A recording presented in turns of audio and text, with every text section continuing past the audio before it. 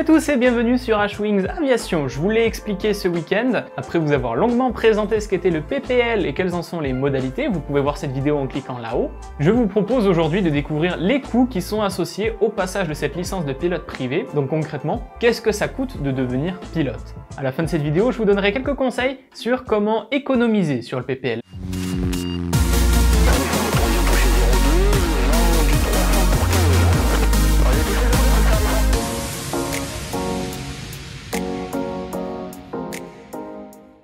Comme je vous l'expliquais donc dans ma vidéo sur le PPL, le passage de cette licence de pilote privé s'accompagne de certains coûts qui sont assez notables. Aujourd'hui, je vais essayer de vous décortiquer ces coûts avec mon expérience personnelle pour essayer de vous donner la meilleure idée possible de ce que va vous coûter un PPL avant que vous vous engagiez dans cette aventure. Sachez d'abord et avant tout que ce coût va varier. Il va dépendre de vous, il va dépendre de votre rythme, de votre club, de l'avion sur lequel vous volez, du nombre d'heures dont vous avez besoin. Il va dépendre d'énormément de variables. C'est la raison pour laquelle je vais prendre mon cas personnel comme exemple pour illustrer ce sujet. Commençons par donner un ordre de grandeur. Une fourchette dans laquelle va se situer un PPL pour la plupart des élèves pilotes va être entre 5 et 10 000 euros. C'est une fourchette qui est très large, qui n'est parfois pas respectée, aussi bien dans un sens comme dans l'autre.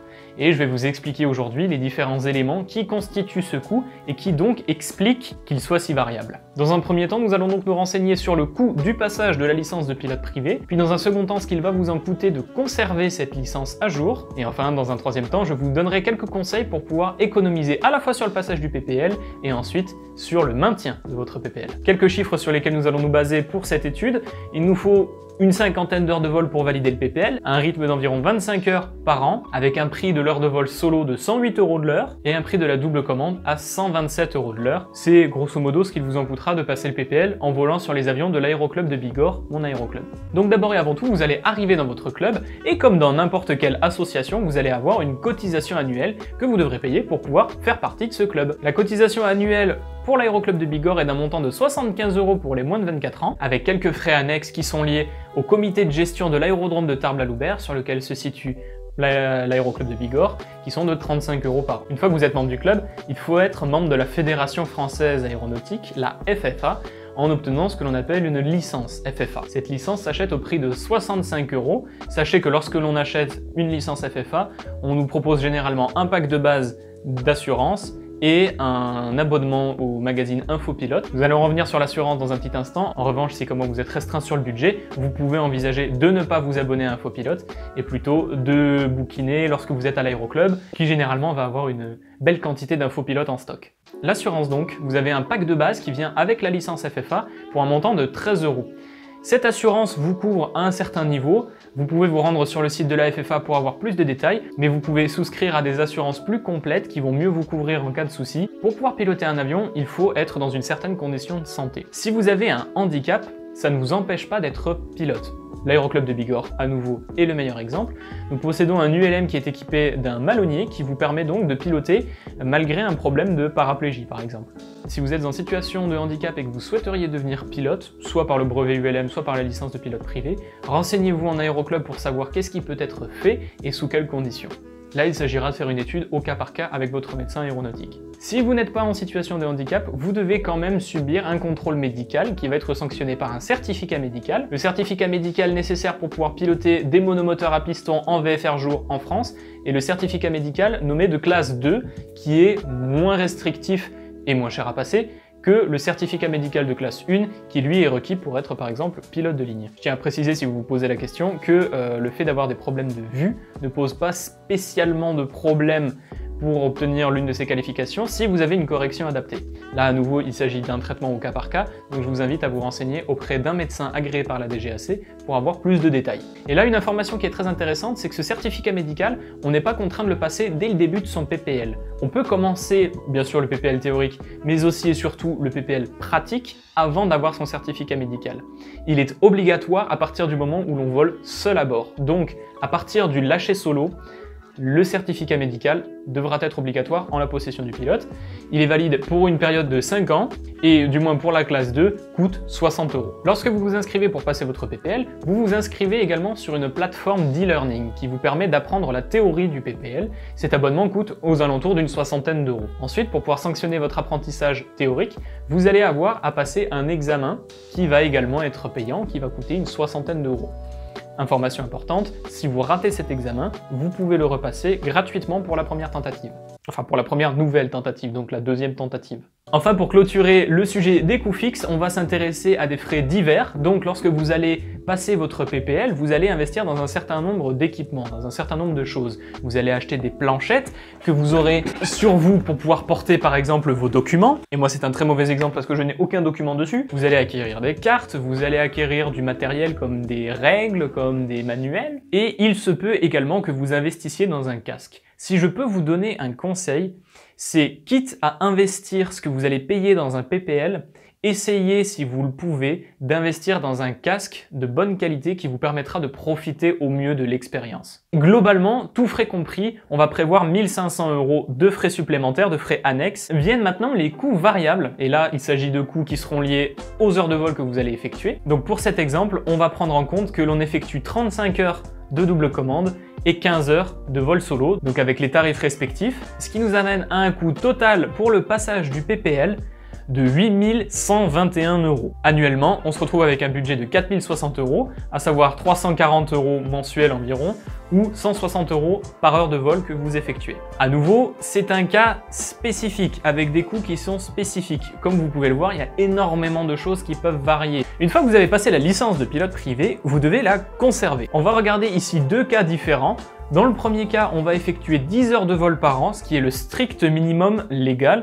Et dans un second cas, on va regarder le nombre d'heures de vol plus réaliste de quelqu'un qui fait attention à son budget, environ 25 heures de vol. Sachez que dans les deux cas, c'est très peu. En France, on n'a pas la chance d'avoir un secteur aérien aussi développé qu'aux États-Unis ou au Canada, ce qui fait qu'on va avoir des coûts qui vont être plus importants et donc moins d'aisance à voler. 25 heures de vol, c'est globalement ce vers quoi vous allez tendre lorsque vous allez obtenir votre licence de pilote privé. C'est la raison pour laquelle j'ai pris ce compte d'heures de vol pour pouvoir illustrer mon exemple. Mais dans un premier temps, on va s'intéresser à légalement ce que ça va vous coûter au strict minimum pour pouvoir voler vos 10 heures de vol une fois la licence obtenue. Donc bien sûr, annuellement, on va retrouver les coûts fixes que l'on avait vus précédemment pour le PPL, à savoir on va retrouver notre licence FFA pour un coût de 65 € qui va venir avec son assurance qui est un minimum de 13 € pour le pack de base, la cotisation à votre club qui va être de 75 € pour le cas de l'aéroclub et des moins de 24 ans et des frais annexes comme par exemple les frais de participation au CGATL à l'aérodrome de Tarbes-la-Loubert,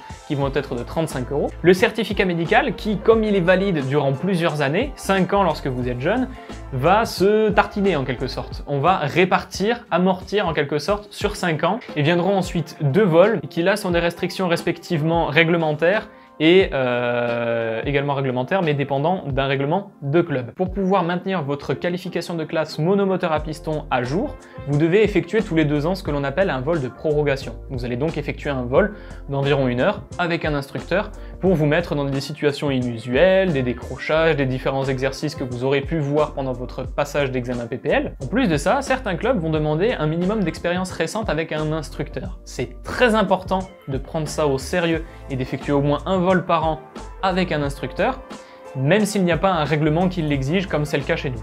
Chez nous, c'est donc exigé par règlement que l'on fasse au minimum un vol d'instruction par an. Donc concrètement, tous les 2 ans, vous allez avoir votre vol de prorogation et les années où vous n'avez pas votre vol de prorogation, vous aurez votre vol biannuel donc avec un instructeur. Donc concrètement, chaque année, vous pouvez prévoir 1 heure de vol de double commande à investir là-dedans. Il va être 127 €. À tous ces coûts fixes vont se rajouter les coûts variables qui, comme on l'a dit juste avant, vont être de 108 € de l'heure multipliés par 10 heures de vol dans l'année pour le strict minimum. Ça nous amène donc à un total de 1 400 € pour cette année, à savoir 117 € par mois ou 56 € de l'heure volée. Dans l'exemple maintenant des 25 heures de vol effectuées par an, on se retrouve avec un total d'environ 3 000 € de frais annuels, à savoir 250 € de frais mensuels ou environ 120 € de frais à l'heure de vol. La partie que vous attendiez tous maintenant, comment économiser d'abord sur le passage du PPL et ensuite sur le maintien de compétences. Alors, concrètement pour le passage du PPL, vous n'allez pas avoir beaucoup de marge de mouvement. Ce que je peux vous recommander, c'est de passer ce que l'on appelle le brevet d'initiation à l'aéronautique. Le BIA, quel que soit votre âge, il est accessible dès 13 ans, vous permet d'acquérir un certain nombre de connaissances théoriques sur le pilotage d'un avion, sur le fonctionnement de l'espace aérien, sur la météorologie, sur divers sujets que vous allez traiter ensuite, en l'occurrence dans le PPL théorique. Je vous le recommande pour deux raisons. D'abord, ça va vous simplifier la tâche lorsque vous allez apprendre à devenir pilote par le biais du PPL, donc concrètement. Mais également, dans un second temps, ça va vous permettre de bénéficier de primes qui vont vous permettre d'amortir le coût de votre PPL. De base, vous allez bénéficier de certaines primes. Par exemple, lors du lâcher solo, on va vous donner 335 €. Si vous avez passé le BIA au préalable, vous allez bénéficier de 485 €. À l'obtention du PPL théorique, si vous avez le BIA, vous aurez 75 € offerts. Et enfin, à l'obtention du PPL, vous bénéficierez de 670 € sans le BIA et 820 € avec le BIA. L'investissement pour le BIA lui-même est très faible, donc je vous recommande très vivement de le passer si vous en avez la possibilité, si vous en avez le temps et les moyens. Ça va vous simplifier la vie pour le passage de l'examen théorique et ça va également vous apporter une première approche de l'aéronautique pour ensuite pouvoir économiser, pourquoi pas, sur le PPL. Un autre endroit où vous allez pouvoir économiser assez massivement, c'est sur tout ce qui est frais annexes, donc tout ce qui est achat de casque, achat de matériel et autres. Le mieux est d'avoir votre propre matériel, mais si vous êtes tendu sur le budget, vous pouvez emprunter le matériel, à la fois au club ou à d'autres personnes autour de vous. En période de Covid, c'est un petit peu plus compliqué, notamment pour les casques, mais il y a une possibilité d'emprunter le casque d'un aéroclub lorsque vous volez, bien sûr avec des infections ces temps-ci, d'emprunter la carte 500 millième, millionième lorsque vous faites des navigations, d'emprunter les cartes VAC de quelqu'un d'autre, d'imprimer certains papiers directement à l'aéroclub et non pas chez vous pour économiser un peu de papier et d'encre. Globalement, ce sont plein de petites économies à droite à gauche qui vont vous permettre de faire des économies à peu près significatives ensuite un peu plus tard sur le PPL. Donc en soi, vous avez relativement peu de marge de mouvement quant au budget du passage de la licence de pilote privé. En revanche, une fois que vous l'avez, vous avez plus de marge de mouvement. En plus de tout ce qui a été dit lors du passage du PPL, donc tout ce qui est emprunt de casque, tout ce qui est emprunt de matériel, vous pouvez bénéficier de ce que l'on appelle le partage de frais. Donc, lorsque l'on vole avec un avion léger, on a deux moyens de paiement qui sont disponibles pour le pilote. Soit c'est le commandant de bord qui a la charge totale du vol, soit la charge du vol est répartie équitablement entre tous les occupants de l'appareil. Ça ne signifie pas que l'on coavionne et ça ne signifie pas que l'on est payé pour piloter. Ça, c'est illégal.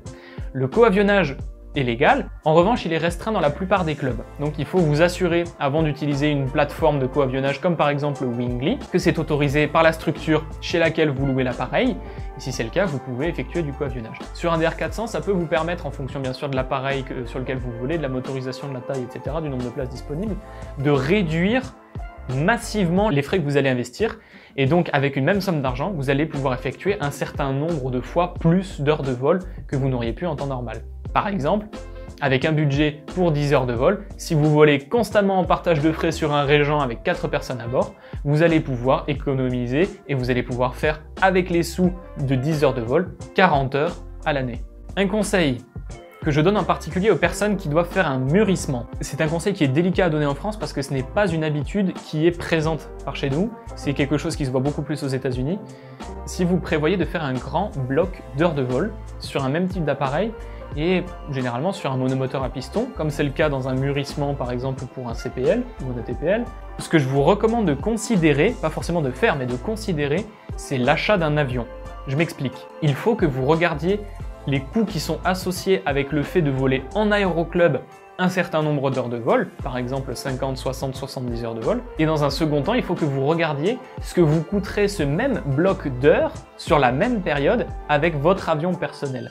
Acheter un avion, c'est très cher, l'entretenir, c'est très cher, le faire voler, c'est très cher. Mais en revanche, le coût de revient à l'heure de vol est plus faible quand vous avez votre propre avion que le prix à l'heure de vol sur un avion lambda, surtout si vous faites énormément d'heures sur un laps de temps réduit. Je vous remercie pour le visionnage de cette vidéo. N'hésitez pas si vous avez des questions, des recommandations ou des remarques en commentaire, je serai ravi de vous répondre. Si vous avez apprécié, n'hésitez pas à liker cette vidéo et à vous abonner. Cliquez sur la cloche pour avoir des notifications lorsque je vous propose de nouvelles vidéos. Et n'hésitez pas à jeter un petit coup d'œil à mes différents réseaux sociaux listés en description. Je vous remercie à nouveau pour le visionnage de cette vidéo et je vous dis à la semaine prochaine, et non, je vous dis à ce week-end pour une nouvelle vidéo.